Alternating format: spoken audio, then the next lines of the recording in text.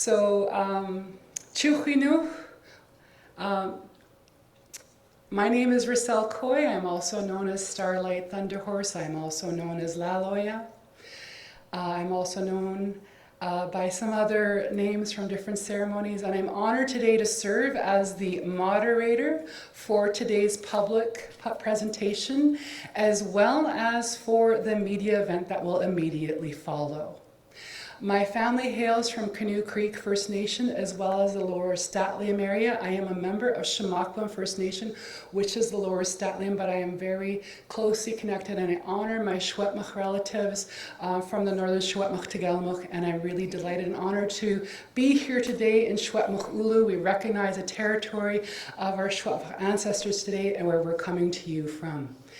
We have a full agenda today. For those of you who heard me talking just before we officially got started, we are, please, again, the speakers, I'm going to ask you to come forward while I'm talking. Please come forward. Cookby Roseanne, Sarah, others. If National Chief is here already, if she could please join us. When she gets here, we invite her to join us. I know she's, there you are. Thank you so much. So we are very fortunate, as you just heard me say, we have the Assembly of First Nations National Chief joining us today, and who will be providing some remarks. When I sent out the initial schedule, that was not yet confirmed, so we have expanded our timeline by a little bit to accommodate. Please take a seat. We have expanded our timeline by a little bit to accommodate that, so I trust your discretion with that as well, and the ability to accommodate that. To also be clear to all media, I know some media asked prior, I've confirmed with many, but if you're wondering, we absolutely encourage you to live stream this event. We also, for all people who are witnessing this around the world, please invite people to share and bear witness on this important event today. So with that, it is my pleasure to call upon Tk'emlúps to Secwépemc Cookby, Roseanne Cashmere, for some opening remarks.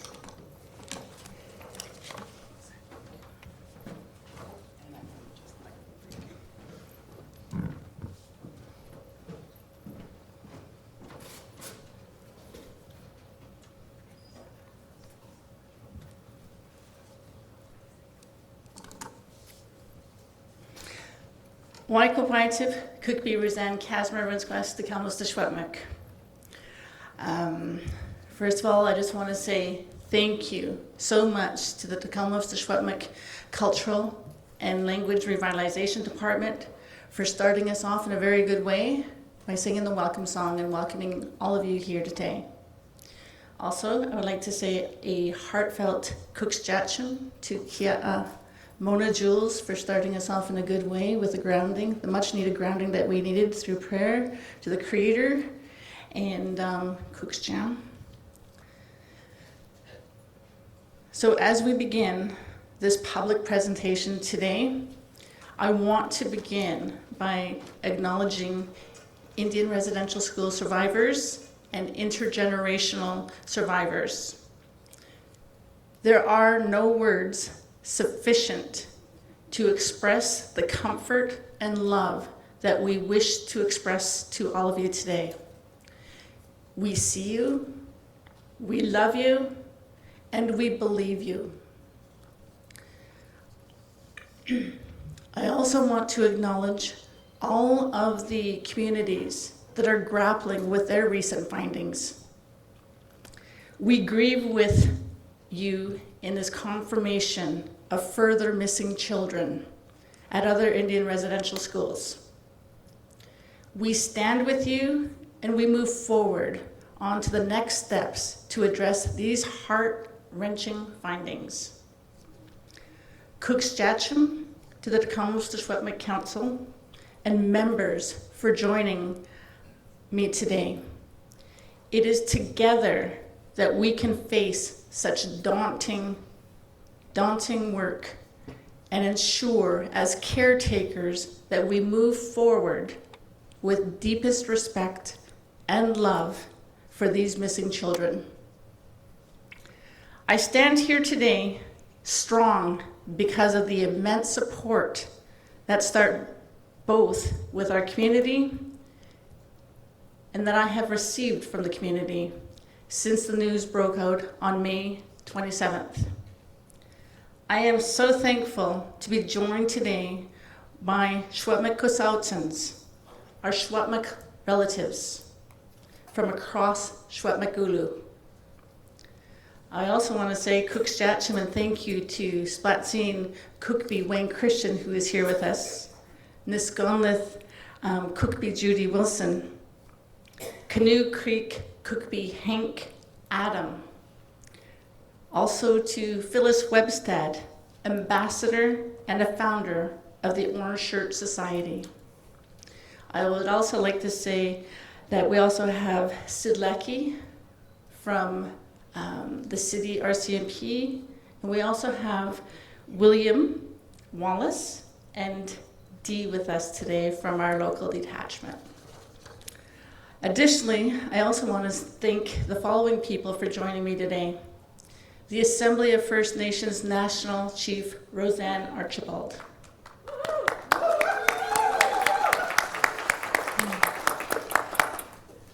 The British Columbia Assembly of First Nations Regional Terry Chiji, who is also with us. The Union of British Columbia Indian Chiefs Vice President Chief Don Tom as well. As well as Secretary Treasurer Cookby Judy Wilson. First Nations Summit Executive Robert Phillips. And our friend, the City of Kamloops Mayor, Ken Christian. So we are here today because Indian residential school survivors and intergenerational survivors who were unrelenting in carrying those painful truths about missing children forward. From those who witnessed the abuse and neglect that could have led to death, to those who required to dig graves. We are forever thankful for your willingness to carry this burden of truth forward so that we could verify that knowing, confirming with science, and where some of the missing children's current resting place is located on the grounds of the Kamloops Indian Residential School. For everyone joining us today, I want to extend my heartfelt thanks. As you are bearing witness, and in doing so, you are ensuring that Indian residential school survivors are finally being heard about the deaths of children in the residential schools after so many years of silence and disbelief. You are bearing witness to a very important truth about Indigenous people and Canada. It has been referred to as a historic dark chapter, but Indigenous people are very much alive with the repercussions that they're living today. I am so thankful for the inner strength and the fortitude that I have witnessed Indigenous people draw upon to continue forward despite the current and historic impacts that we shoulder. As I begin to delve further into the harsh reality regarding the missing children, I first wish to remind everyone this is heavy truth. For those present in person, I would like to remind you that we have cultural and wellness supports in the adjacent room across the hall. For those joining us remotely, please know that there are crisis lines that are publicly available and have been well publicized. The Kamloops Indian Residential School was run by the Roman Catholic Church, albeit that words of regret and remorse have been expressed by local and regional Roman Catholic representatives. There has never been an apology from the highest level of the Roman Catholic Church. To be clear, the Roman Catholic Church has repeatedly refused to accept responsibility or formally apologize for its direct role in the numerous and horrific abuses committed by Indigenous children through the residential school system. Despite having operated over 70% of all residential schools in Canada, they sought to reduce their obligations to contribute funds to reconciliation purposes. In 2016, Canada permitted the Catholic entities to escape their requirement to raise at least $25 million as part of the class action settlement, leaving only $4 million that they raised for these purposes, excusing the $21 million obligation that was unfulfilled. As we think about the Roman Catholic Church, let us all recollect that it was the federal government of Canada that mandated the Indian residential school system. In addition, the federal government that passed the law that permitted the Royal Canadian Mounted Police to forcibly remove children from their families and communities to be enrolled in Indian residential schools. We are not here for retaliation. We are here for truth-telling. We are here today to honor the missing children in our caretakership who have experienced unthinkable circumstances leading to their death and whose remains were placed in unmarked graves. We are mapping a way forward to bring peace to those missing children, their families, and their communities. We will follow the evidence as it is disclosed. We will follow the science while we pay heed to what oral telling survivors share with us.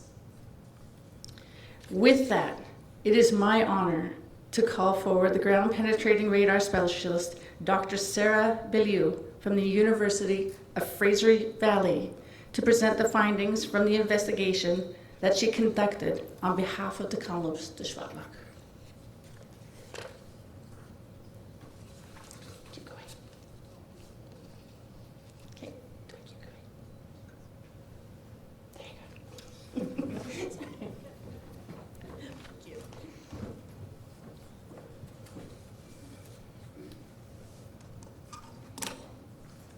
Good morning. I am Dr. Sarah Beaulier. I'm a faculty associate in the Community Health and Social Innovation Hub at the University of the Fraser Valley. I would like to acknowledge that the University of the Fraser Valley is located on the unceded traditional territory of the Stalo people. I was honored to be invited by the Tk'emlúps based on my experience to conduct the survey of ground penetrating radar, also known as GPR. I'm closing in on a decade of work using GPR within a burial context. My experience with GPR has been used in both Indigenous cemeteries as well as city cemeteries. I have also been called upon by the Canadian First World War Interment Recognition Fund to locate unmarked prisoner of war burials as part of Canada's first national interment operations. In fact, the GPR that was used for this survey was provided by the Canadian First World War Interment Recognition Fund to help complete important work such as this. I've been asked to present the findings of this preliminary investigation. In order to do so, I will first discuss the cultural protocols pertinent to this investigation. I will then provide you with the information pertaining to the specific survey locations. Next, I will discuss the use of GPR within a burial context and present some of the common burial features that are used to make these determinations. I will also provide you with the technical slides that will present the data from the site and take you through the analysis of how these subsurface anomalies became targets of interest. And finally, I will present my findings, analysis, and discuss a path forward.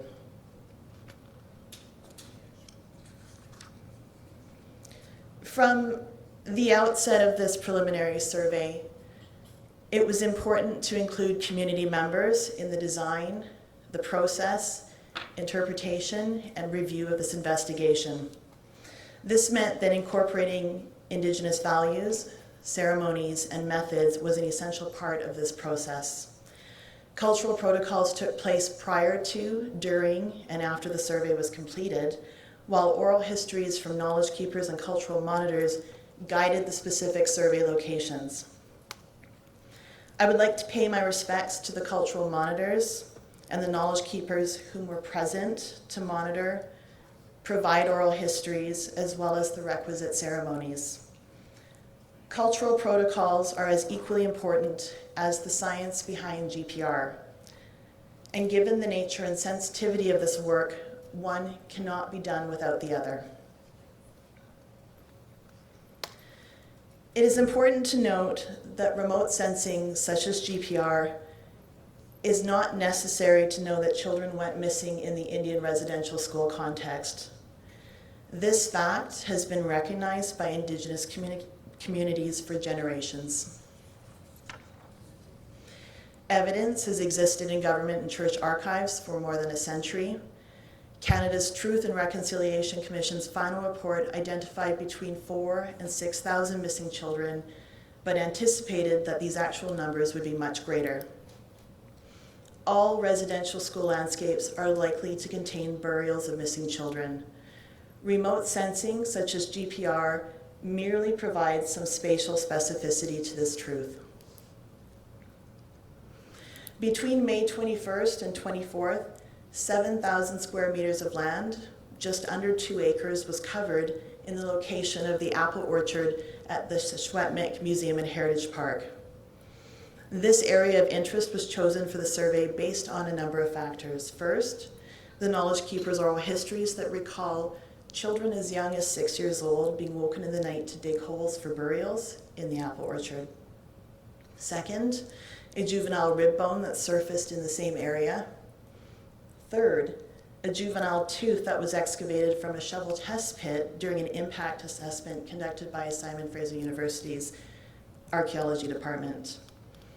A juvenile tooth is not an indicator of loss of life, but given both discoveries, the possibility should not be discounted. As a preliminary assessment, this project sought to first ascertain the likelihood of human burials within the study area.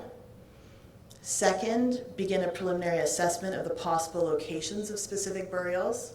And finally, develop steps to further this work in order to confirm the number and location of possible burials. In Gpr terminology, a subsurface anomaly refers to any irregularity noted below the surface, while a target of interest suggests that the anomaly has an increased index of suspicion for being the object of the search. As a preliminary assessment, the GPR was conducted in prospection mode. This means ranging across the study zone, following the guidance of the community members, capturing anomalies as screenshots in the digital video logger, and flagging anomaly locations on the ground for further investigation.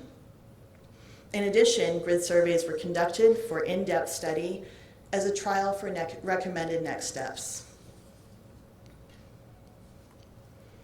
When surveying specifically for burials, there are a number of factors that we must take into account during the analysis of GPR data for subsurface anomalies.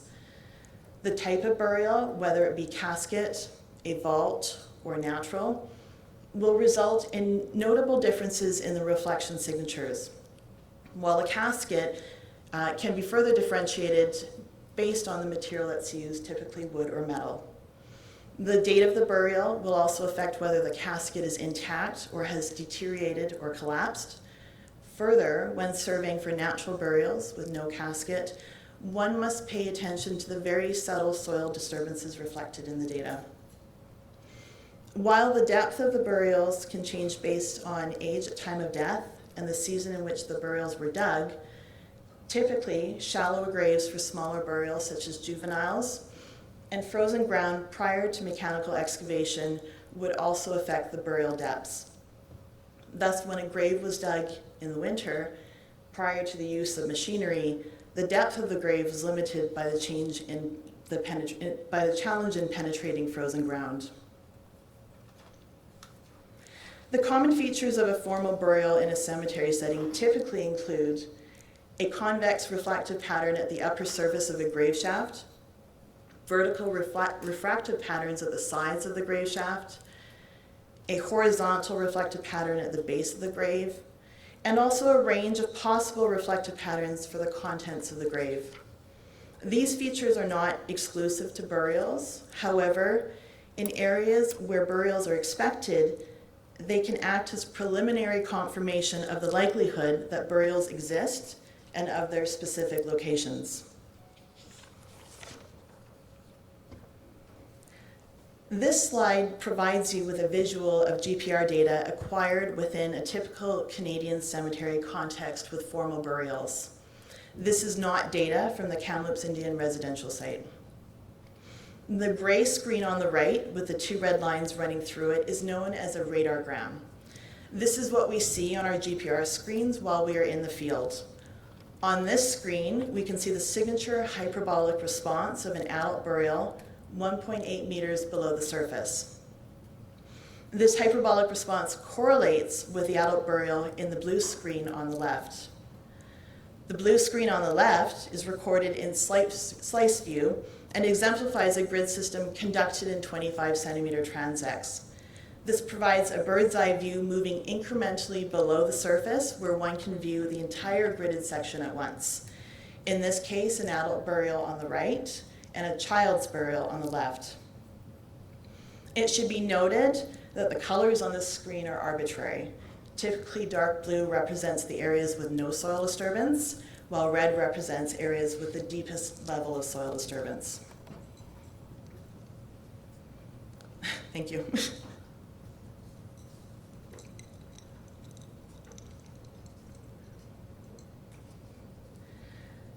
The total number of burials of missing children at the Kamloops Indian Residential School landscape is currently unknown, as this was a preliminary investigation. My report identifies some of these probable locations. There remain over 160 acres that still require surveying before these numbers can be finalized. From my preliminary findings in May to today's results, reports providing additional information related to disturbances from archaeological impact assessments, as well as construction in parts of this area, were subsequently provided to me. These reports were reviewed in order to determine which of these locations overlapped with the Gpr survey areas. After this review, it was determined that there remain 200 targets of interest in these preliminary results. Again, here, I must indicate that this is the first part of an investigation with a knowing and oral histories that tells us that there remain much more work to be done. The following 4 slides present examples of some of the data images from this investigation. I will use them to help illustrate the process of data and responses. I will also provide some illustrative highlights on these graphics that indicate some of the signature responses used in determining why these subsurface anomalies are targets of interest. In the following slides, I will call the targets of interest probable burials, as they demonstrate multiple Gpr characteristics of burials, but only forensic investigation with excavation will be able to conclusively determine this.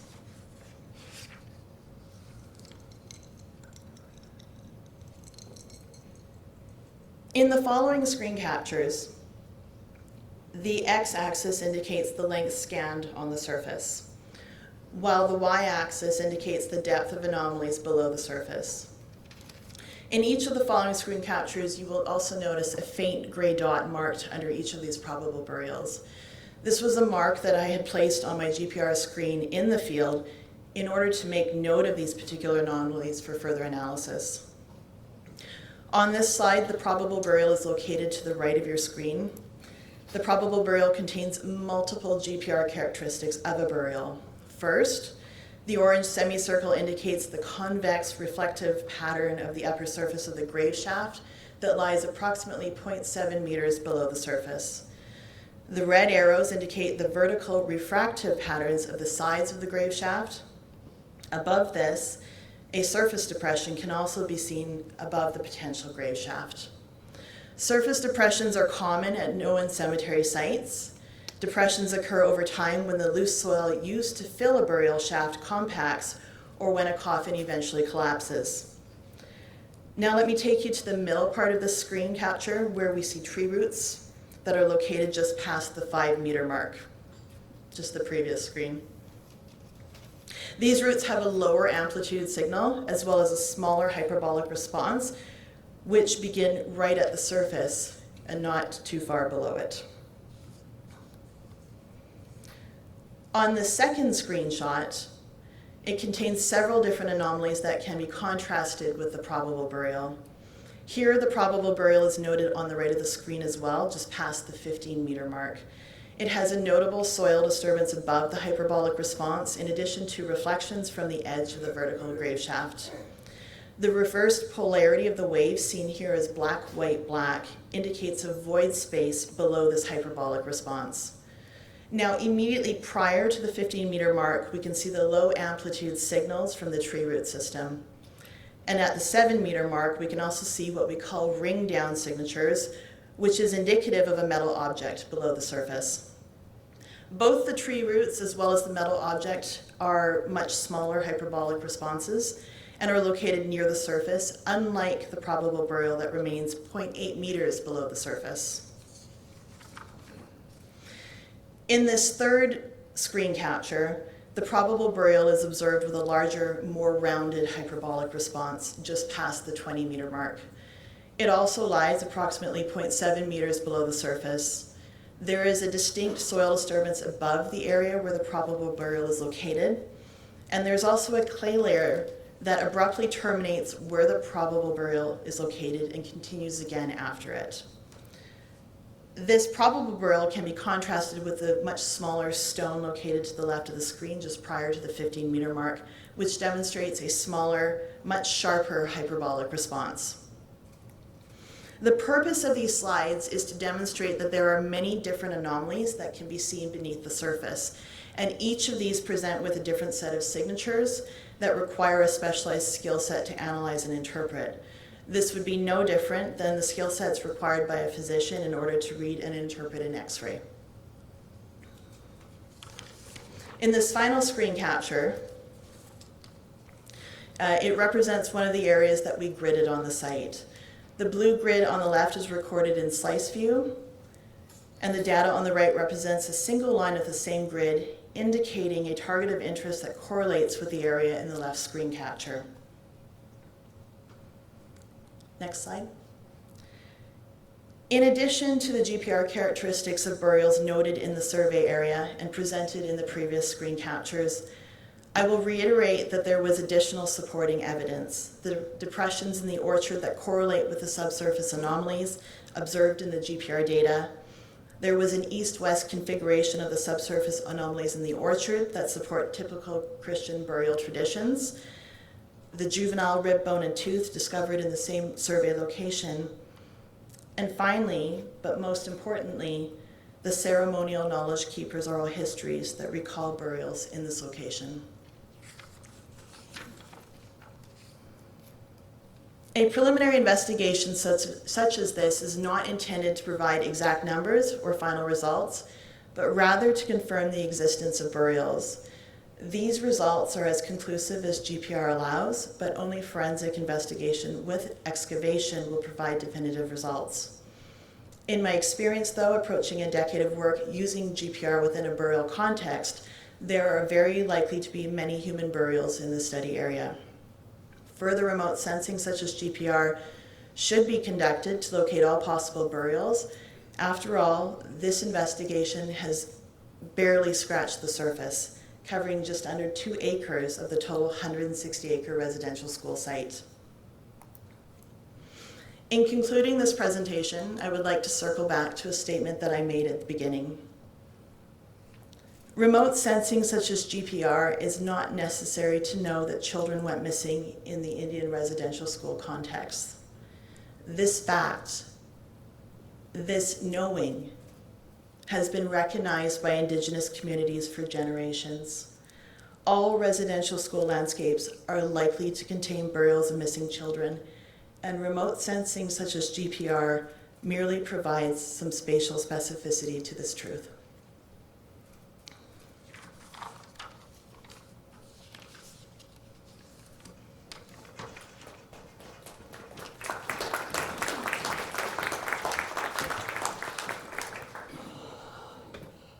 Kukshacham, I raise my hands to you, Sarah, for the diligence and dedication you have provided to Tk'emlúps to Secwépemc on this very important file.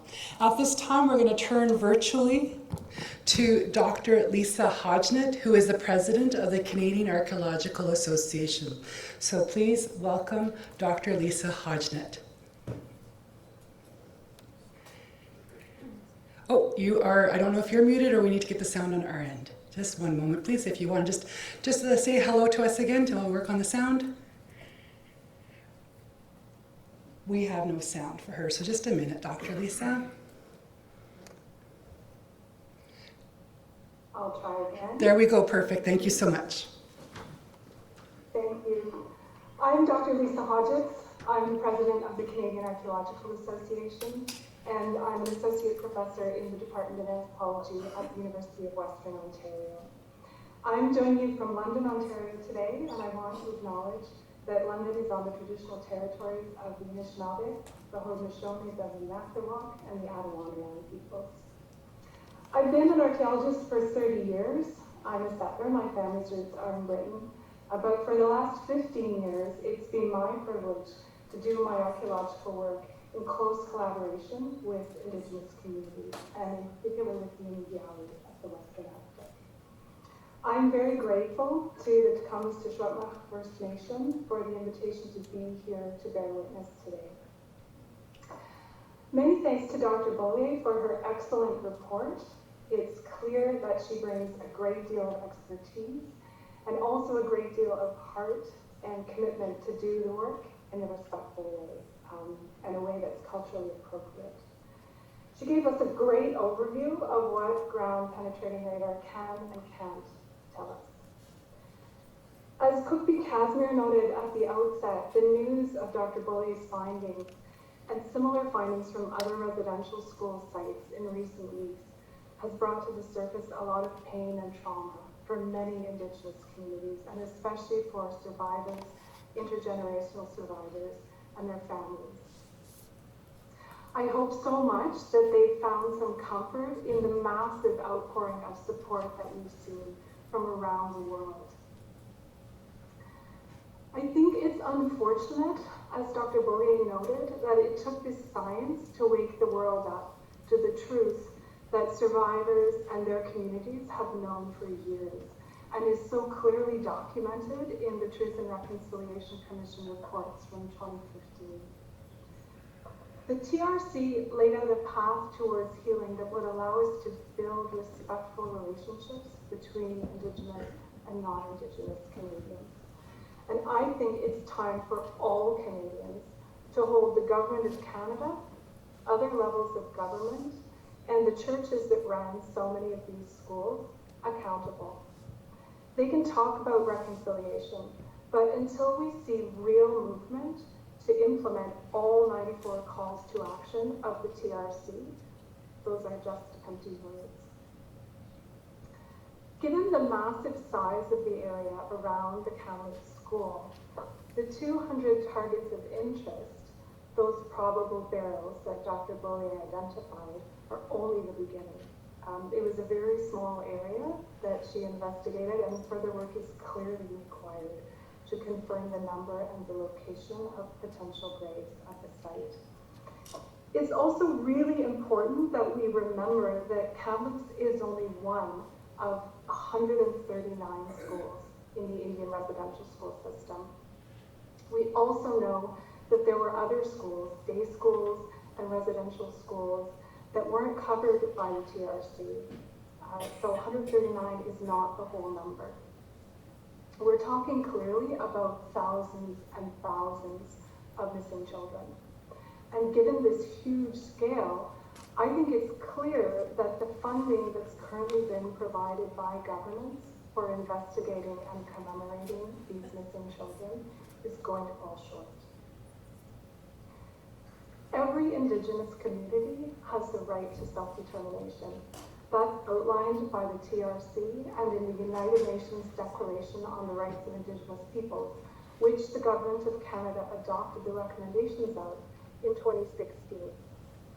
And that means that communities can and should chart their own path at their own pace when it comes to their missing children. They need the resources and the time to do this important, very heavy work to the highest standard and with all the required supports in place. This is clearly not something that communities should have to pay for themselves. If communities choose to investigate unmarked graves, there are a range of options that are open to them and many different possible steps in the process. As communities navigate this path, we know that many of them have questions. The Canadian Archaeological Association is working really hard to provide a reliable, independent source of information for Indigenous communities to help them make informed decisions. Our expertise lies in the area of remote sensing to find unmarked graves, which, as I said, is only one of a series of steps that are open to communities. We've created a working group on unmarked graves that brings together archaeologists from across the country who have experience in working collaboratively and respectfully with Indigenous communities to help them find their missing children. And I'd like to hand over now to Dr. Keisha Supernant, who is the chair of our working group, so that she can say a bit more about our efforts. Thanks.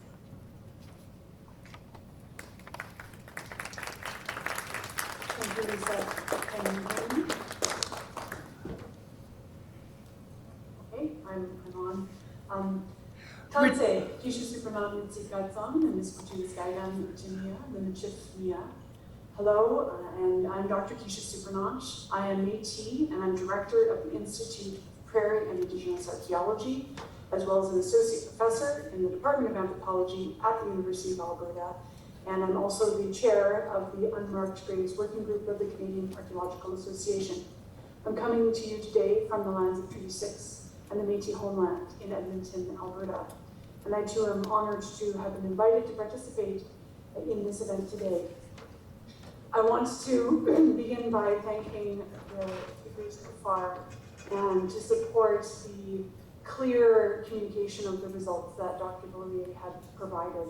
It's clear from this, that there is an accurate use of best practices in an exploratory and preliminary assessment. I've been working collaboratively with Indigenous communities for over 15 years, and over the past several years have been developing capacity to apply ground penetrating data and other remote sensing techniques to the detection of unmarked graves in many different contexts. And I am very reassured by the results presented today and confident that these results indicate a number of highly probable burials and targets that definitely warrant further investigation. And I think one of the big challenges facing communities, as my colleague Dr. Hodgetts has pointed out, is the scope and scale of the landscapes that require this investigation. This was a small portion of a large area around the Kamloops Indian Residential School, and there is much more work that needs to be done. The Unmarked Graves Working Group is committed to supporting the community should they be seeking independent expert advice around the application of remote sensing technologies to this work. And in the interest of supporting the communities, we have developed some accessible resources, including a FAQ document which outlines some of the types of remote sensing that can be used and some frequently asked questions about ground penetrating radar in particular. We've also provided, from our experience doing this work with Indigenous communities, a pathways document that suggests some steps that communities might consider, recognizing that remote sensing is not usually step one. We've heard repeatedly today about the knowledge held in communities by knowledge keepers and survivors and families around where burials are likely to be on these landscapes. And while I must echo that we shouldn't require the scientific application of GPR in order to confirm or validate stories and experiences and testimonies of those survivors, there is value in providing that spatial location of these probable graves, and it's important that communities are supported in that work. We also have released this morning a best practices overview for the collection of ground-penetrating radar data around unmarked burials, specifically in terms of ground-penetrating radar, and those are available on the Canadian Archaeological Association website. Our intention here is to establish and share some of those best practices around how information should be gathered from these sensitive sites in a respectful way, and using the application of ground-penetrating radar to these difficult targets. And we want to emphasize that while there are a number of people who might know how to use ground-penetrating radar, using the equipment does not mean you know how to apply it in order to find unmarked burials. So we're seeking to provide important information for communities so that they can make informed decisions about how they wish to proceed. I also want to emphasize that there are a suite of other remote sensing technologies that could be applicable. Ground-penetrating radar work well in this context. It does not work well in all contexts. And so providing this information helps communities determine which approaches are most appropriate around their schools. I also want to emphasize that many of these schools have survivors from multiple nations, and communities need to be supported in bringing together those survivors as this work continues. And the scope and scale of it are truly immense. Communities must be resourced. Funding, expertise, and other resources that they are requesting must be provided as this work continues. We are hoping to continue to provide an independent source of expert advice should communities wish. And in the interest of supporting this, we are partnering, we've been invited to partner with Kamloops Secwépemc on a free webinar, which will take place next week, July 22nd, beginning at 9 a.m. Pacific time. And it will review best practices around the application of remote sensing for grave detection and bring together experts from across the country to be able to explain what some of these technologies do and how they might be applied to unmarked areas around residential schools. This is a long road. There is much work yet to be done, and we're only beginning this journey that survivors and communities have been asking for a very, very long time. And I'm grateful to have been here to be able to provide some of this information and to confirm the excellent work of Dr. Bollier and to support Kamloops Secwépemc as they continue to walk this journey ahead.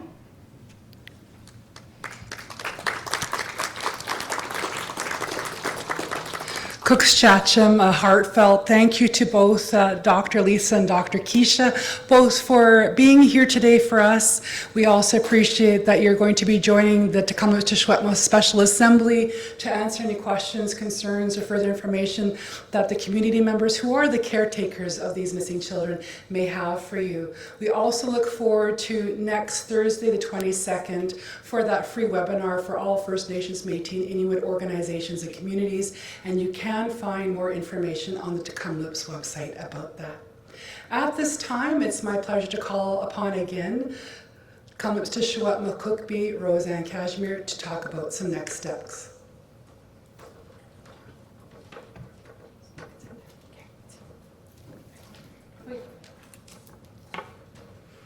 Excellent. Tk'emlúps for those presentations. And, it's very important that we have, all these steps laid out and that path forward for the utmost dignity and respect. And that path, is going to guide us. So looking at some of these next steps, we'll be looking at the student records. The Kamloops Secwépemc has a responsibility and the obligation to identify the unmarked graves found within our jurisdiction.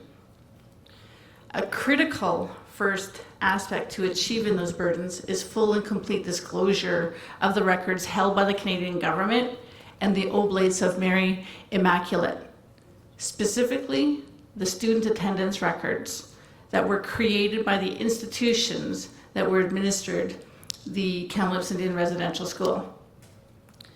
Those primary documents currently within the custody of the Canadian government will be of critical importance to identify those lost children. Every student who ever attended Kamloops Indian Residential School is documented in those records. We are loath to put the responsibility of identifying those lost on the survivors of Kamloops Indian Residential School who have been traumatized and re-traumatized already. Thus, we call on Prime Minister Trudeau and the Canadian government to share those attendance records as a first step in assisting Tk'emlúps in fulfilling their obligations regarding those lost without acknowledgement and as steps towards reconciliation. Similarly, the Tk'emlúps calls upon the Oblates of Mary Immaculate to assist in our sacred duties by opening up their records immediately and fully. Supports that enable the Tk'emlúps to undertake this important work both immediately and for the long term. The Kamloops has worked diligently to prepare and submit a well thought out budget to immediately commence the important work to confirm and identify the missing children in our care. We're calling upon both the federal and the provincial governments to provide immediate and ongoing funding and supports to the Tk'emlúps as we develop and implement frameworks and processes to further identify, document, maintain, and protect the remains of the children found buried at the Kamloops Indian Residential School. The site itself and any additional supports required in undertaking this difficult work. Access to experts is absolutely critical. This work requires resources that includes dedicated and qualified personnel to bring truth to light and peace to family members of the missing children. This is what drove us to reach out to the Canadian Archaeological Association and the Institute of Indigenous and Prairie Archaeology. It is also why we are offering a free webinar next week on remote sensing and grave detection in partnership with them. The Kamloops Indian Residential School was the largest in the Indian Affairs residential school system. From oral tellings of survivors and the records that have been able to be accessed to date, we understand that students came from across British Columbia, some from Alberta, and as far as the Yukon and into the States. To effectively work in the immediate and long term, both the Kamloops and the home communities of the missing children must be fully included and fully and duly resourced. The Kamloops needs to be able to take care of our community members, our survivors, and intergenerational survivors. Our community members continue to seek a healing center and programs that are trauma-informed as well as trauma-specific and reflect our Secwépemc values and culture. This is an urgent matter of health and well-being that needs to be supported both in the immediate and in the long term. Oral tellings from survivors. Kamloops Indian Residential School survivors, along with other residential school survivors, have come forward from across the country expressing interest to share their experiences and truths relating to missing children, deaths, unmarked graves, and experiences at residential school. The Tk'emlúps Oral Testimony Project will work in service to Tk'emlúps and Kamloops Indian Residential School survivors and intergenerational survivors who wish to share their testimonies by recording, preserving, and making them accessible in accordance with survivors and community's direction. Dr. Mary Ellen Turpel-Lafond will be working to guide the process to ensure that it meets the community requirements and also respects the human rights and choice of survivors to talk about their experiences as they feel is necessary and appropriate. A 1-800 number and an email address will be provided at a later date for those who wish to participate in the Oral Tellings project. The Tk'emlúps is ensuring that a comprehensive range of health and cultural supports will be available to survivors during the process and will be providing updates about partnerships involved in this very important endeavor. Cook's Chow.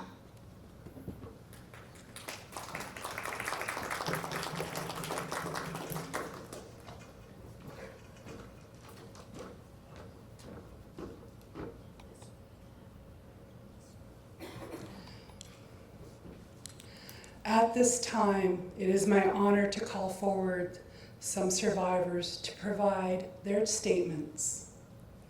Again, I would like to remind you, for people here in the room, that we have culture and wellness supports just through these doors in the Columbia room. And for those online, I'd like to remind you that there are wellness supports that are well publicized in 1-800 numbers. I'd like to first start off by calling forward Kia Evelyn Camille.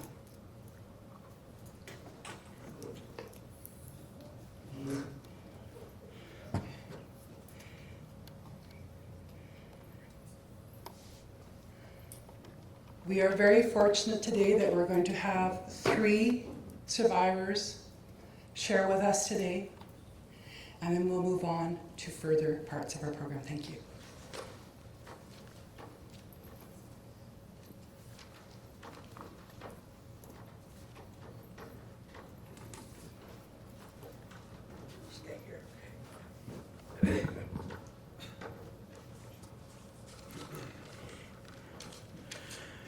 White Cohite and Chow Squast Evelyn Camille at Kamloops Indian when Chow Nest the Tk'emlúps Residential School 10 years.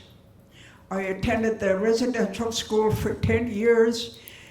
I can't remember the age that I entered, but at that time it was legal to leave the residential school at the age of 16. And I was on my 16th year, I tried to get letters home to tell my parents to come and pick me up on the day of my birthday so I could go home. But as many of you know, or may not know, that all letters sent home was censored. They tell us to write letters home to our parents, which made us very happy because it was the only contact we had with our parents, is some letters sent home. In my letters, I had tried to explain the abuse that was happening in residential schools. For me, it is very hard to talk about it. I didn't even talk about the abuse in residential schools to my children. And today they're shocked to hear all what is happening, especially finding of the babies. And I told my youngest daughter, no, I didn't want you to know what happened to me. I was ashamed to be Secwépemc. That's what residential schools taught me, to be ashamed of my identity. After walking the red road and learning who I was, which took many years in pushing back the abuses of residential schools, to learn of my identity. As many of us know how hard it is that have gone to residential schools. The residential schools were specifically built to take the Indian out of us, to take away our language, culture, and traditions, and to make us some astute. But it did not work.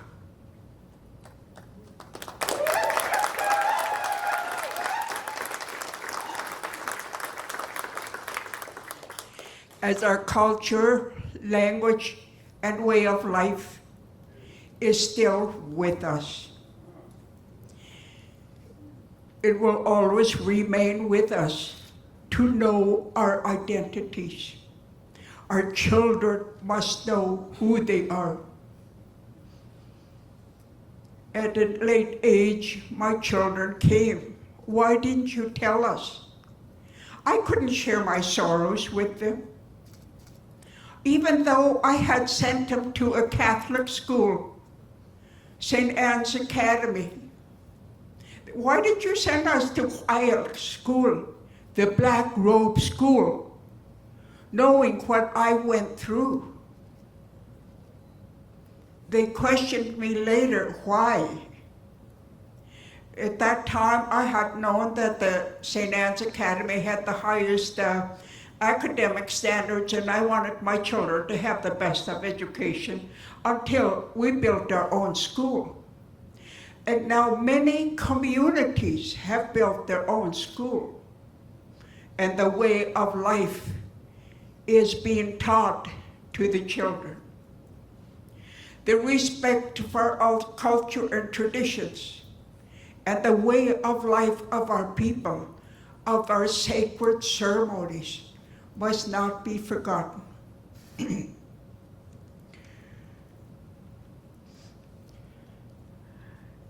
To hear, when I heard of the babies being found, of this, during our residential school settlement, we had tried to mention over and over and over, there are many children missing who did not reach home. Many ran away. And in that river, we know where the Kamloops Indian Residential School is. Many of our children tried to cross the rivers to swim across. Many were lost in the waters. My oldest sister, Irene, used to talk about them. Those children did not reach home. Many of our children who ran away during the winter and froze to death on their way home. And the Tk'emlúps, the black robes, start lying about the children. Oh yeah, they're doing fine here. In the meantime, they were missing, and no one had searched for them. Many tried to run away from these, I don't want to call them schools, because I didn't learn anything there. I was there 10 years. When I took the college entrance program, I had grade 4 level. All we did was cook and clean, and we starved, and yet we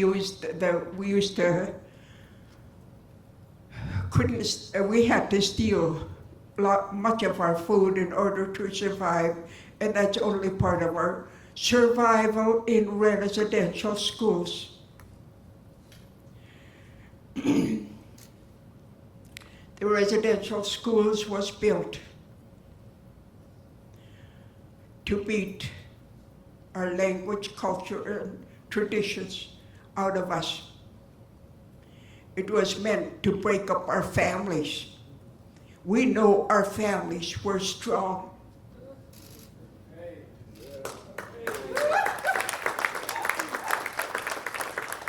It was meant to break up our communities. We had very strong communities.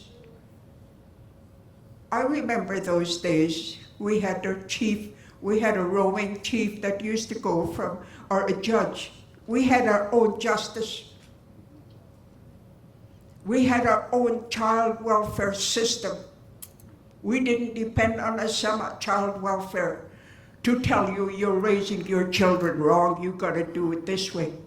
Sorry, we have to take your children because you're not doing the right thing. We had our own child welfare system. If a family needed help, others were there. Our community was one to look after each other. But these residential schools took that away from us. Our language, our way of life, broken up families still happen today.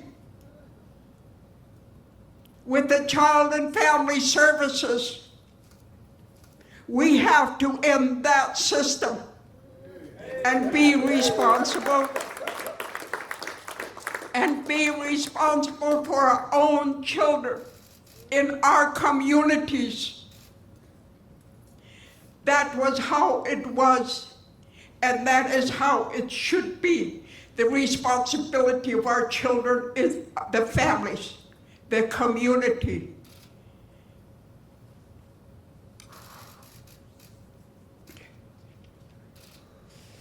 Sorry about that. I was swearing up and down that when I'm going to come up here, I want the truth to be out and I'm going to be strong. But to think of what happened to many children. The way I heard the news about the remains being found was a shock. A piece of paper was stuck to my door. I didn't even see who delivered it. I don't think that was considerate of bringing the news to elders. And I was home alone. I opened that letter. I was in shock. My daughter came home. She said, "What's the matter?" I showed her the letter. But we have a very strong family. We support each other, and they came, we had a supper, and we tried to talk about it. They asked, "Why didn't you tell us? Do you talk to your family about the abuse that you had, the sexual abuse from the Tk'emlúps, the black robes?" No.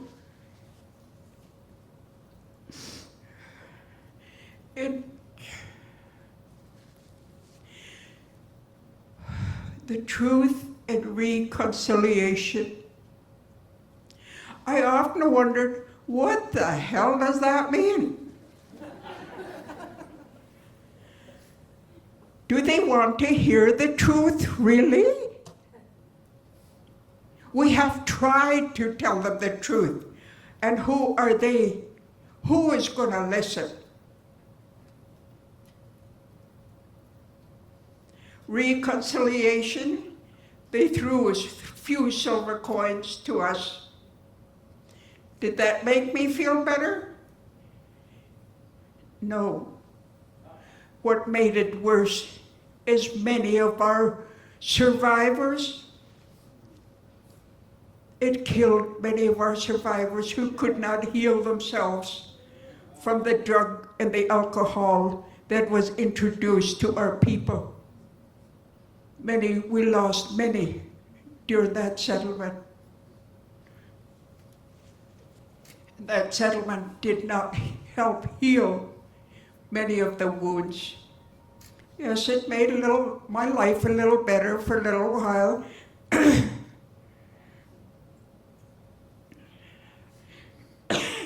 Chapter.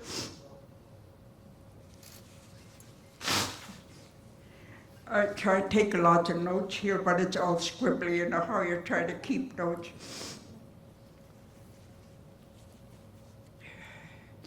Once again, I thank you for giving me this time to speak what is in my heart.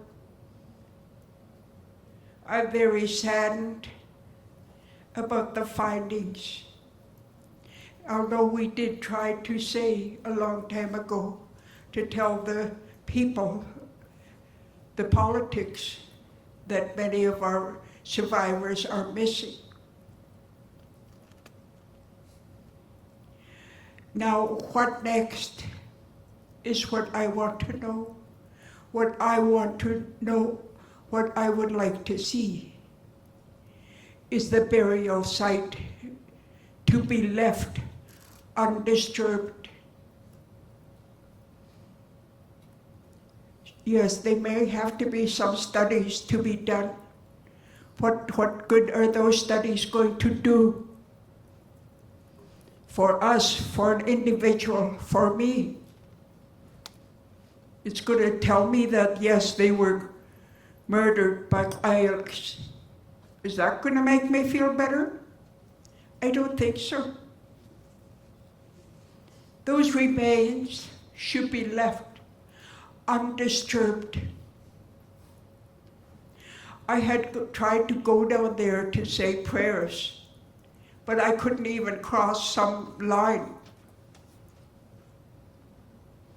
And I still would like to do that if I could get permission from whoever is responsible to look after the site, to say prayers for the remains that are found. And now that they are found, we believe that we must guide them home to finish their journey. And that is, we had a prayer night which helped a lot. But individually, we may have relatives there. Of course, they are our relatives. We need to do our personal way of healing and letting go.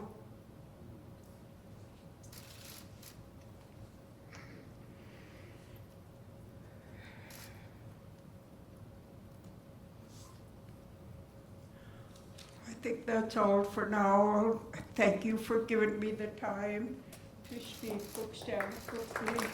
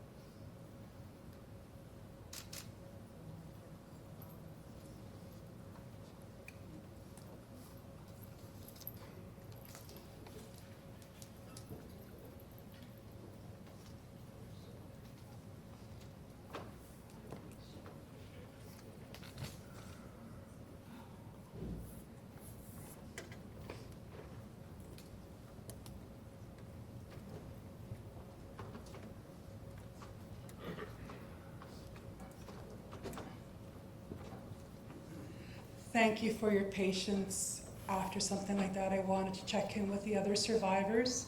And just for everybody knowing, that was Evelyn Camille, Tk'emlúps Secwépemc Kia, or Elder Knowledge Keeper, and Evelyn is Evelyn, Camille, Camille. At this time, it is my honor to call forward Leona Thomas.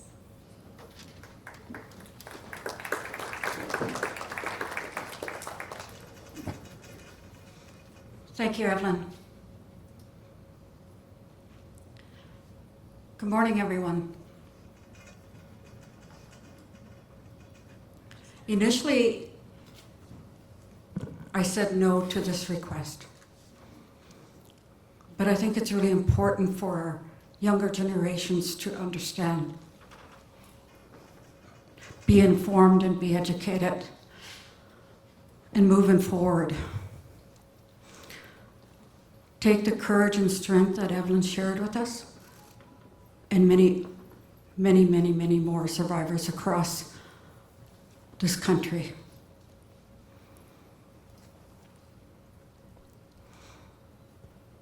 I remember my first day entering that building across the river. I was 6 years old, from 1958 to 1963 inclusive. And then 64, 65, 66, 67 to day school. I was taken from a loving home that only knew humor, laughter, love, and honor. Put into a cold, stark environment that didn't honor or respect who we were. That could not comfort a 6-year-old who was crying, wanting to go home, or wanting to be with her brother whom she was not allowed to speak with.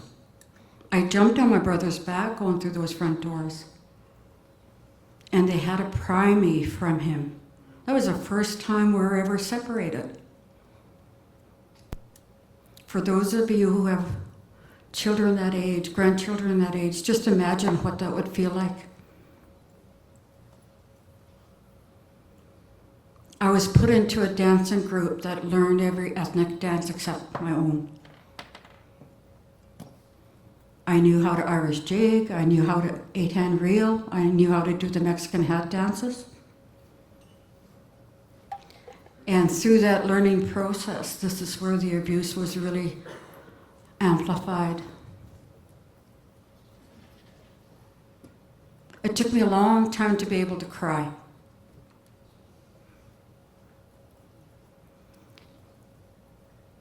It was difficult to be able to share emotions.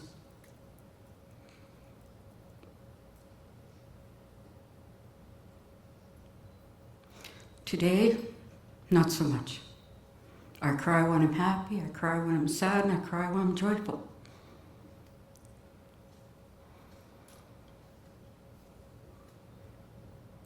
I'm grateful for my late aunt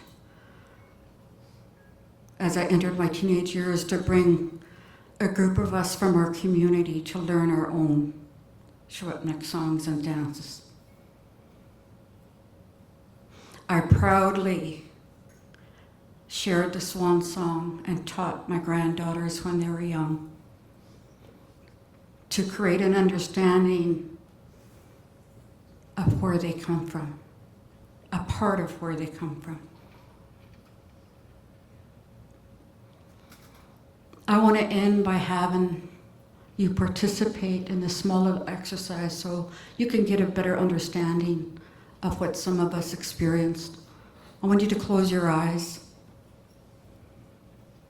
I want you to imagine you have a 6-year-old daughter that's been taken away from you.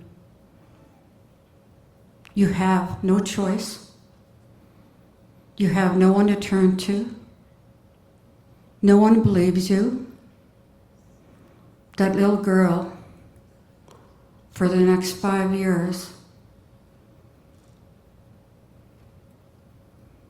has to go into an environment that shows no love, no hugs, no support, nothing but verbal, emotional, spiritual abuse.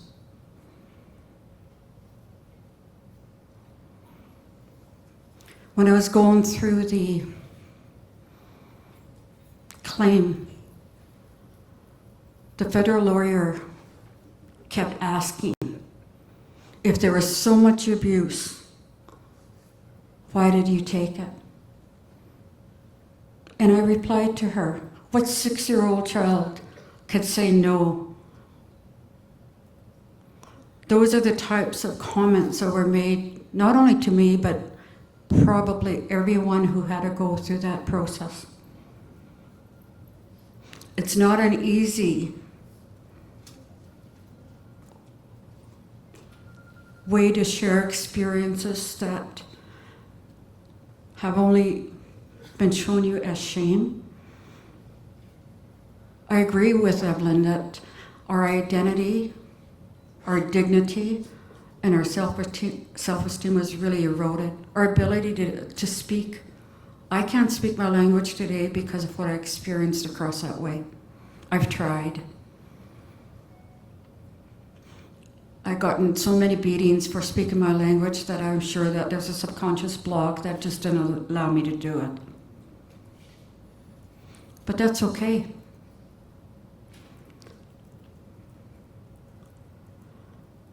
I challenge, my closing here, I challenge each and every one of you to really educate yourself around those 97 calls to action. Understand what the truth really means to us, to our families, to our nations, and push for effective reconciliation through our educational institutions, in our communities. Push your leadership to move in the right direction. And lastly, I really want to acknowledge the newly appointed National Chief. I love the fact that it's going to be a female that's leading us. Thank you for listening to me.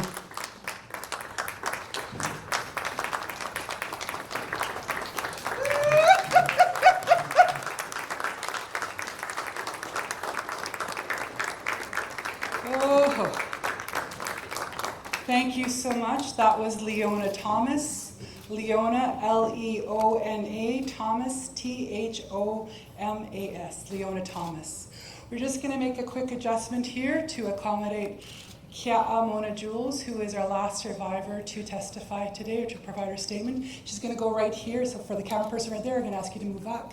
She's going to go right here to the front in front of this monitor here. If we could get a chair brought to the front and get her mic'd up as well, please. We're just going to take a moment for that.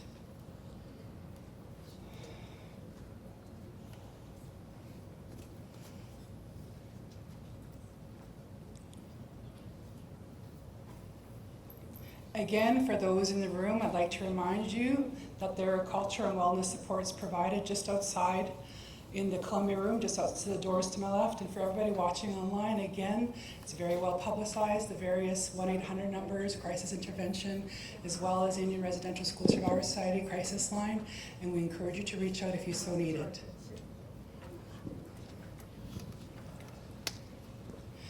So we are so thankful that Kia'a Mona Jules started us off in a good way, and now she has chosen to come forward to share her statement as a survivor. That is Mona Jules, M-O-N-A, Jules, J-U-L-E-S.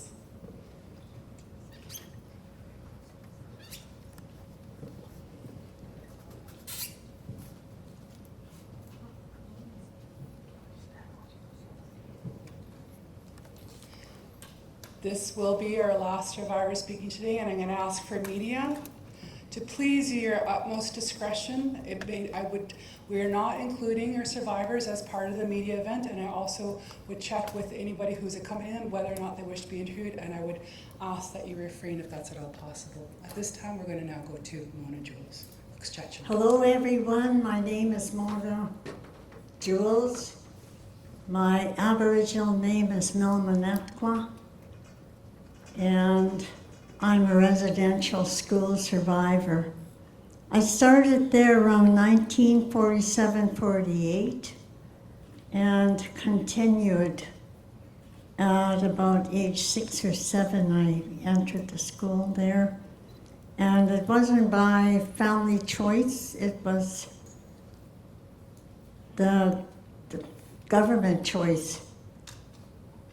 And in doing my research about the residential school and the death of those children, back in the 1500s, the Pope had ordered the death of children that were gathered up and put in those schools. If they were not Catholic, to kill them. That was a cold, terrible command coming from someone in a high position. I forgot what the title of that report was. It's a field study of something. It's got a 3-word title. And it's contradicting the report that I had just finished doing a couple of weeks back for the Kamloops band. But going from there, the children that were found there, had suffered greatly. We were taken away from parents, loving, warm, loving families. We were not rich, and probably looked very poor, but we were loved, and the homes were warm. We were rich because we had farm animals, we had fields of vegetables growing. We were not really poor in the sense that we weren't probably richly clothed and so on, but we were rich in many other ways. We had grandparents and parents who spoke fluently, and we all lived together. I had about 12 siblings. Every one of us were fluent in the language, and my grandmother made sure of that. She absolutely refused to speak English. And when we went to the residential school, all of that changed. And when I got there at a young age, I couldn't understand anyone. The whole school sounded like a beehive. The buzzing and the noise, I just looked from face to face. I couldn't understand anything. And when I first got there on my first day, the principal carried me up the stairs, up to the dorm. And I often wondered years later if that was correct. Was it right for him to do that? Everyone was at a movie. He took me upstairs, found a bed for me, and the bed seemed very high. I couldn't get off it after he left. And he helped me on with a nightgown and asked me if I knew how to say my prayers. I told him, yes, I know how to say my prayers. I was shaking my head. I could understand him a little bit because I had older siblings who had attended the school. And they spoke English, but when they spoke to my grandmother and the rest of us, they had to speak the language.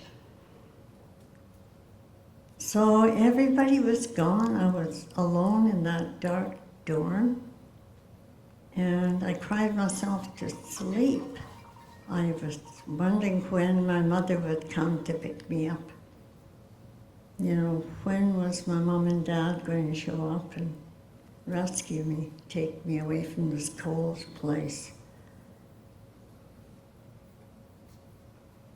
We had siblings, but we were all separated. My brother was taken to the boys' side. My older sister was taken to a different part of the school. So we were all separated.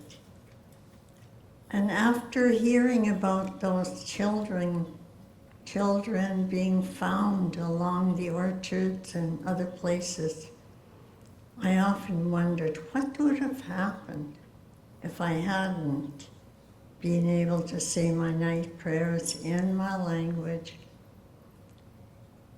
would my life have been snuffed out because I wasn't Catholic? My mother and my grandmother were very devout Catholics, and they taught us prayers, night prayers, and so on in our language. And they had great respect for the church, and they trusted the priests and the nuns. But I was horrified.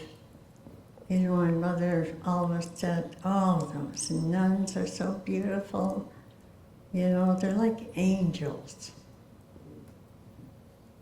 And so when they came to take us, they were totally in trust.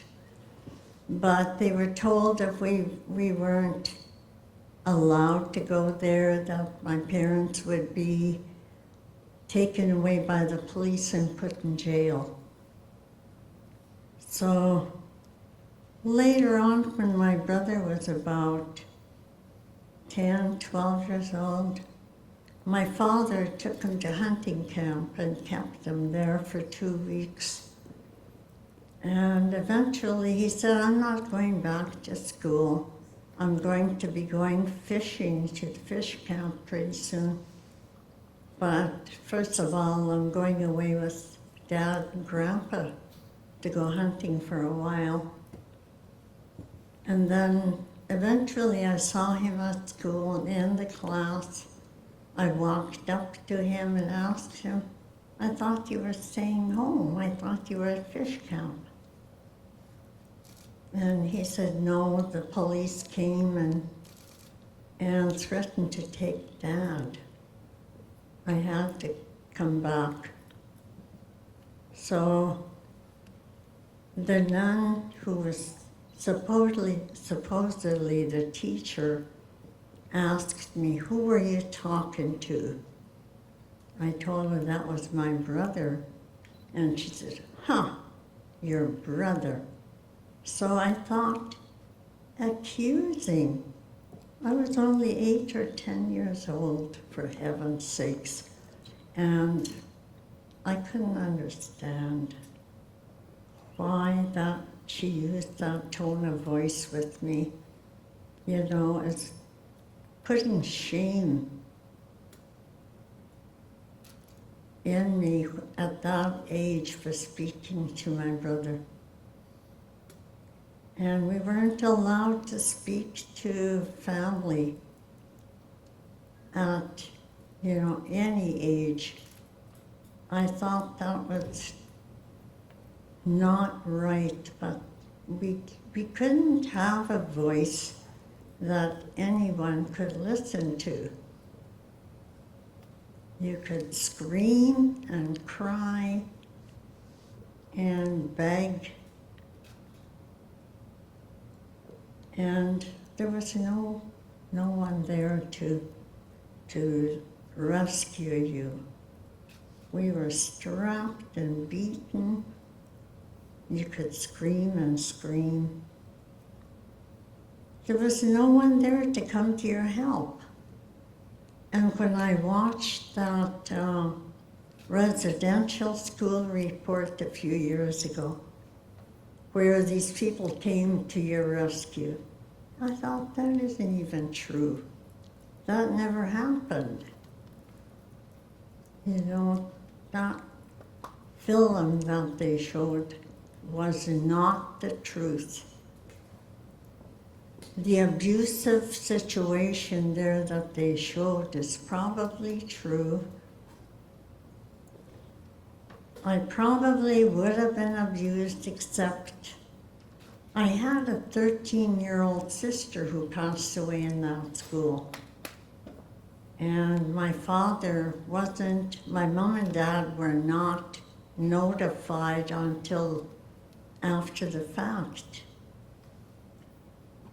So when they got there, they told my mom and dad that she had gotten sick and died. She was 13. And they wanted to know why wasn't she taken to a doctor, to the hospital. It was right across the bridge. And there were no answers.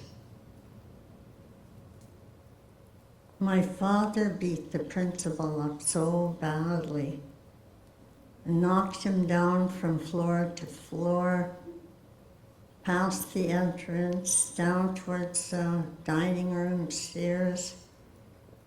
And he ended up in the hospital. I don't know how my father stopped beating on him, but he was so upset about the death of my sister. My mother, of course, never spoke English, and she was just beyond, being comforted. She never ever went back to that school to visit any of us over the years because of that. So my father got a reputation for being an abusive father because of that situation. And I was asked over the years to come and speak to a group, and I didn't know it was a room full of principals. And I told them that story, and I told them, if anyone ever lays a hand on my grandchildren, I would go storming in the school to raise hell with everyone there. So I found out later that they were all principals there, and one of them had stood up and spoken up after. I worked as a language coordinator for 15 years at the Secwépemc Cultural Education Society, and I spent my life reviving the language among anyone and everyone who wanted to learn. I taught for Simon Fraser University as a second course at night. I worked from 8 till 4 for the language department, and from 4:30 till 8 o'clock for Simon Fraser, teaching the language. And I started that in '97, but before that I worked with linguists and specialists to set up reading and writing programs. I was fluent in the language, but I had to learn how to read and write it in order to teach it. So that took many years. I continued and finally retired in December of 2020. And then my health started deteriorating rapidly soon after. So I've spent years trying to revive what that school had snuffed out. And it's working. We have many of our young people who speak it, and they're running language departments, having meetings in the language, speaking to one another. I still work with them when I can, and I'll continue to do that for as long as I can. Thank you all for taking the time to listen to the survivors of the residential school.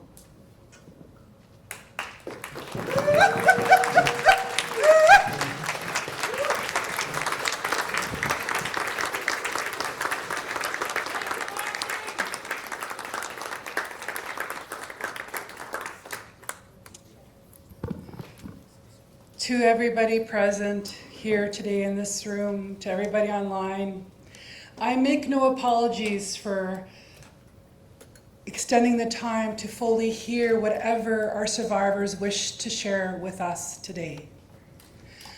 I also want to ensure that it's understood. To be clear, there was a question from the media. We are not connecting media to survivors. We created this space for those who wish to come forward. We asked for some who wish to come forward to share their truth. It is hard as you bore witness today. It will continue to be hard as they deal with their truth telling. So we are not having them participate in the media event. And we are refraining from offering their contact information for follow-up interviews. For due respect, they have taken the time today, and we give our most heartfelt gratitude, love, and respect to Evelyn Camille, Leona Thomas, and Mona Jules.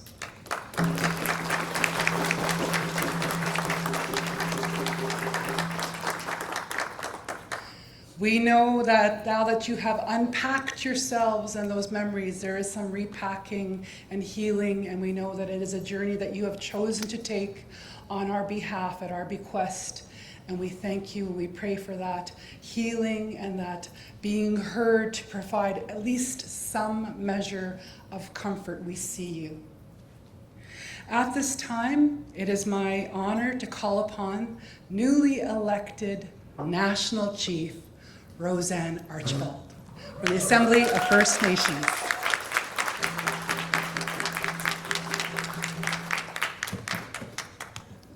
Miigwech, everyone. The first thing I would like to do is I have some medicine here. Most of it's from Ontario. It's tobacco, cedar, sweetgrass, and sage. And I want to formally give it to Cookie Casimir. And it's a gift from us. Miigwech.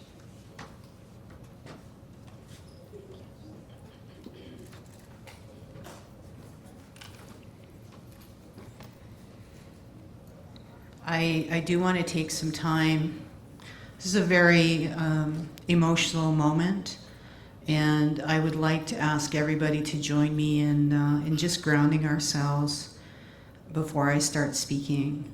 We've had some very powerful elders, knowledge keepers share with us, and so what I like to do is put my hands over my heart. So I'm going to invite you all just to put your hands over your hearts. And just to breathe into this space.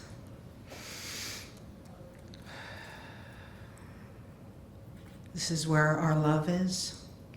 This is what we have to ground our work in as we move through this very difficult time. Just keep breathing into that space so that we can ground ourselves in love. Miigwech. Oachimaswe. Okawakanik, Okawakanishishuk, Gishihok, Esquewak, Nishta Oshkanigawak, Roseanne Archibald, Nitishnikassan, Dakotagamoj, Gatakoichian. Good morning, everyone. First, I want to acknowledge the Creator, the world around us, and our place within it. I'm honored to be here in Tk'emlúps, Secwépemc traditional territory, and acknowledge all of you who are watching virtually on your traditional lands. Miigwech Tk'emlúps Secwépemc Cultural and Language Revitalization Department for the welcoming song, and Knowledge Keeper Mona Jules for the opening prayer. I raise my hands to Tk'emlúps Secwépemc Chief Roseanne Casimir, her council, the community, BC AFN Regional Chief Terry Tg, Cookie Wilson, Cookie Christian, Chief Tom, and Robert Phillips, Phyllis Wobstead, Grand Chief Alvin Fiddler, elders, dignitaries, special guests, Mayor of Kamloops, and all the other chiefs who are joining us online.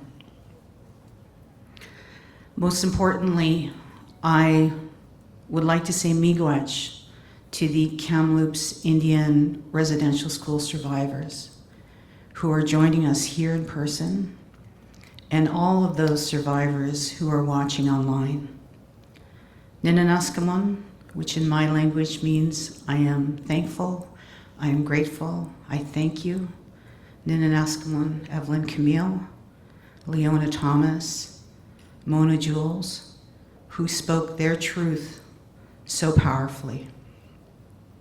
Let's also remember all the little ones who never made it home. I also want to acknowledge the intergenerational survivors. Anishinaabe scholar Dr. Pamela Toulouse wrote, 100% of First Nations people suffer from intergenerational trauma. 100%. We are all survivors, and we are all doing our best to heal and walk forward with dignity. This is an important day for us as First Nations people, as Indigenous people. Here in Tk'emlúps territory, in these sacred lands, Canadians and the world first learned about how 215 innocent children died and were buried in unmarked graves. This is a crime against humanity. This is a crime against little children. The United Nations has called this genocide. We call this genocide. This ground-penetrating radar technology is revealing evidence, undisputable proof that crimes were committed. Chief Cadmus Delorme, when speaking about the children in Cowessess, stated, "This is a crime scene." And crimes have to be investigated. The criminals must be held to account. What's equally important is that these little ones were loved. We heard one of the elders say that earlier. They were cared for by their families and communities when they were forcibly removed, often by the RCMP and Indian agents. Certainly, it started with government policy, with the collusion of religious institutions, in this case, the Catholic Church. The report findings today show that this recovery of our children is not over, and there will be many reports to come. On Monday, we learned of the recovery of the ancestors in Tk'emlúps First Nation, and my prayers go out to them. People and media have been referring to them as discoveries. These are not discoveries. These are recoveries. It's time to find our children and bring them home. This agonizing exercise and grim reminder of this country's history will continue until we recover all of our family members and bring them home to rest in peace through proper ceremony. For many Canadians and people around the world, these recent recoveries of our children, buried, nameless, unmarked, lost, and without ceremony, is shocking and unbelievable, but not for us. We have always known, and we heard one of the knowledge keepers say that earlier, we have always known from the very beginning that many of our children did not survive. The ones that did return were silent, as one of the elders said, but some of them told the stories of horror and abuse. This has been happening since the inception of the residential schools, since the 1800s, and continued for another century until 1996. 1996, when the last of these institutions was closed for good. But even after these institutions of assimilation and genocide closed, survivors and thousands of families continue to suffer. Some never talked about the horrors that they witnessed. So their children, their grandchildren, and descendants are now coming to terms with the fallout. This has been a very difficult time for us as a nation, as we are reminded once again about Canada's assimilation policies that were meant to extinguish us as a people. Again, make no mistake, this is genocide. As the newly elected AFN National Chief, I am working with urgency on the issue of the burial sites across this country and looking for ways to heal the trauma that our people have experienced for generations. I have spoken to Prime Minister Justin Trudeau and made a reasonable and fair request for more resources and funding to help us look for our little ones who have suffered enough, and to, most importantly, help bring them home. As a people, we are hurt, we are angry, we are saddened by these recoveries. I know this, and I have seen firsthand speaking to people across this country. They demand action, not promises, not moments of silence. Our young people are expressing their rage and hurt by toppling statues and burning churches. But we must do more than tear down the symbols of destructive colonization. I ask our allies to stand shoulder to shoulder with us to rebuild, recover, heal, and move forward together. I ask every Canadian to stand with First Nations as we continue this painful but important work. I ask you to listen, learn, and reflect on the history that we share as a country. Please continue to call Prime Minister Justin Trudeau. Continue to call your Premier. Continue to call your MP. Continue to call your MPPs to demand reparations, justice, to demand justice and action, not only for our little ones, but for your children and little children everywhere. There must be truth before reconciliation, and there is much to do, and my team and the AFN regional chiefs have hit the ground running. There is great hope and light as we move to rebuild, restructure, and heal. Let's bring our little ones home. Ninanaskamo, again, which means I am thankful, I am grateful, I thank you, and Gisakitin, which means I love you.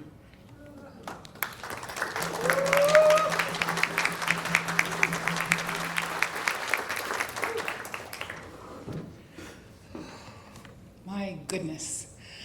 At this time, it's my honor to call upon for a final time for this public presentation Tk'emlúps to Secwépemc Cookbee Roseanne Cashmere for some closing remarks.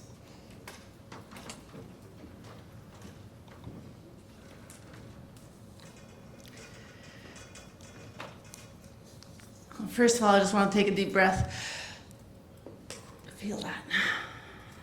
And, I just want to say Tk'emlúps to our survivors who had shared today. That meant so much. And to hear that, those truths to be shared. Tk'emlúps. So, again, I just want to thank everyone here who was here to witness, to share, and learn the information that we have to date. And, hearing some of those steps that are going forth and next. And so I just wanted to, close with a few remarks and statements. So first of all, I just wanted to say to the Prime Minister of Canada, Justin Trudeau, we're still waiting for you to reach out to us to acknowledge the latest truths from the Kamloops Indian Residential School. I look forward to a fulsome conversation where we can finalize the details of the federal government providing the needed supports as well as access to our student records, and also to continue to shed light on our missing children that are buried in our care. We also want to invite you to come and join us in our powwow arbor this September 30th to interact with the Kamloops Indian Residential School survivors for the very first National Day for Truth and Reconciliation.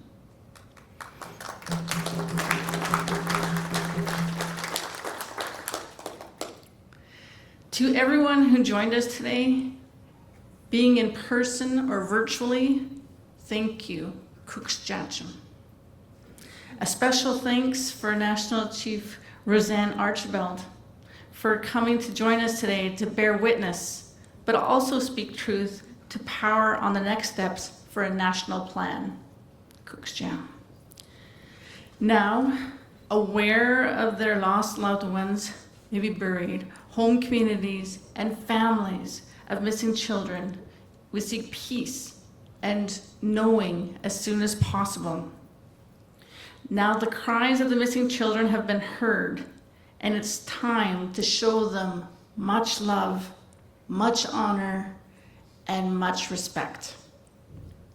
That means swiftly forming a team of archaeological and other technical experts so that the process begin immediately, confirming, identifying, and repatriating the children. We also acknowledge that the work done to date represents but a fraction of the Kamloops Indian Residential School grounds, and oral tellings indicate that more investigation in other areas is required. This is a long process that will take significant time and resources. They were children robbed of their families and their childhood. We need to now give them the dignity that they never had. Those are our next steps.